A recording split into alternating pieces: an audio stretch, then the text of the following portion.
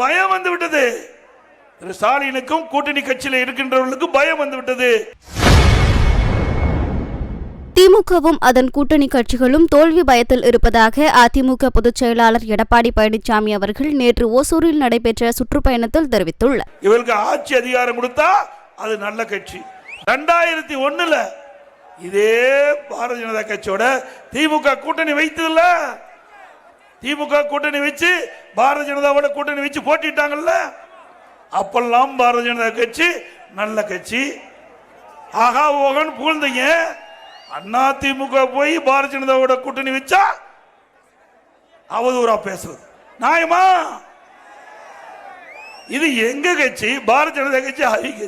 நாங்க ஒத்த கருத்துடைய கட்சிகள் ஒன்றாக இணைந்து திராவிட முன்னேற்ற கழகத்தை அகற்ற வேண்டும். அதுதான் எங்களுடைய நோக்கம்.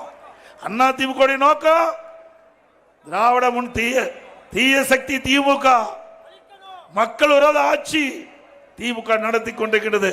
அதை அகற்ற வேண்டும். அதே போல ஊழல் நிறைந்த திராவிட முன்னேற்ற கட்சியை அகற்ற வேண்டும். ஊழல் நிறைந்த திராவிட முன்னேற்ற ஆட்சி அகற்ற வேண்டும் என்று பாரதிய ஜனதா கட்சி கருதுகிறது.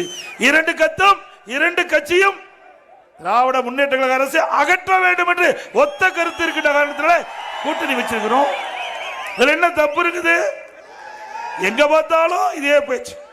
இவர்களை பேச முடியலனா கூட்டணி கட்சிக்காரர் விட்டுட்டு பேசுறது. இவர்கள் கூட்டணி கட்சிக்காரலாம் கூவிட்டு இருக்கிறாங்க, திமுகவோட கூவிட்டு இருக்கிறாங்க. பயம் வந்து விட்டது. திரு ஸ்டாலினுக்கும் கூட்டணி கட்சியில் இருக்கின்றவர்களுக்கு பயம் வந்து விட்டது.